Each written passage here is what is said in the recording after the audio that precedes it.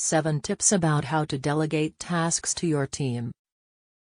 Your leadership style is situational. Your leadership style depends on the task, the team or individual's capabilities and knowledge, the time and tools available, the experience of the team members doing similar projects, and the results desired. In another article, the tell, sell, consult, join, and delegate leadership style model was reviewed. This model provides an excellent breakdown of when each style of leadership is likely to be most effective. As a supervisor, manager, or team leader, you make daily decisions about the appropriate leadership style to employ in each work situation. You want to foster employee involvement and employee empowerment to enable your team members to contribute their best effort at work. Leadership style tips. Whenever possible, when delegating work, give the person a whole task to do. If you can't give the employee a whole task, make sure that they understand the overall purpose of the project or task that the task you assign them is part of.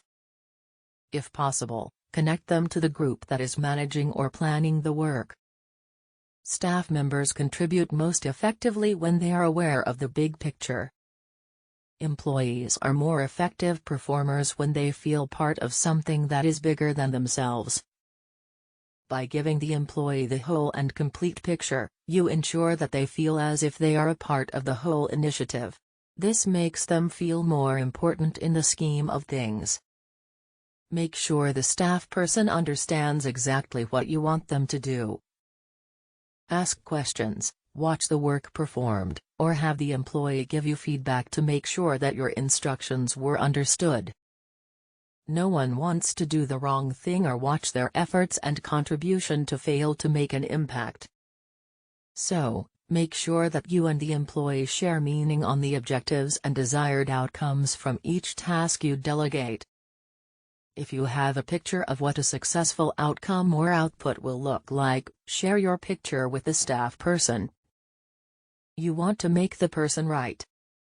You don't want to fool the person to whom you delegate authority for a task, into believing that any outcome will do unless you feel that way.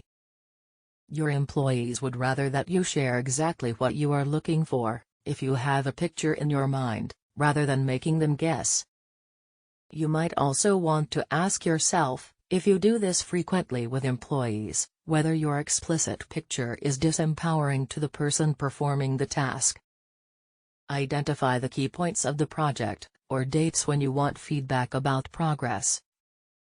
It is the critical path that provides you with the feedback you need without causing you to micromanage your direct report or team.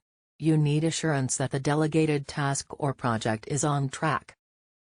Identify the measurements or the outcome you will use to determine that the project was successfully completed.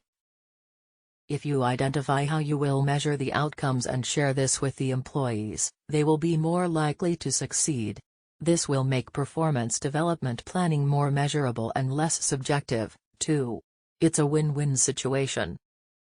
Determine, in advance, how you will thank and reward the staff person for their successful completion of the task or project you delegated. The recognition reinforces the employee's positive self-image, sense of accomplishment, and belief that he or she is a key contributor. Cautions in using delegation as a leadership style. Delegation can be viewed as dumping by the employee who receives more work to do that is the same as what they are already doing.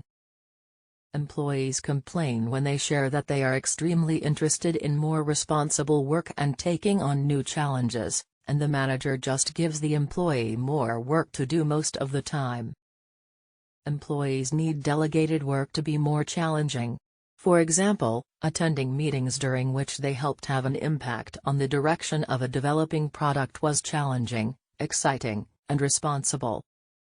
Employees don't believe that the manager understands the difference though, so they spend most of their time doing more work of a mundane, repetitive nature.